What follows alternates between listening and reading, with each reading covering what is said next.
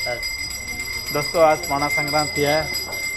अरे माँ तारिणी मंदिर है। आज जो है इधर पाना बनाया जा रहा है। ये सौरभ बेल को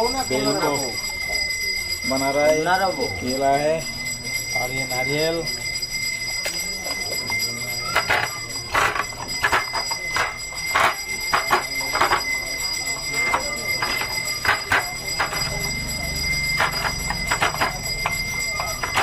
इसमें जितना भी फ्रूट है सब फ्रूट डाला गया है इसमें।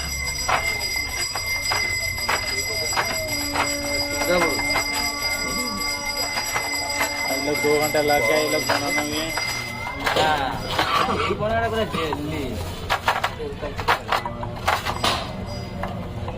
पूरा लास्ट कोनटा हेला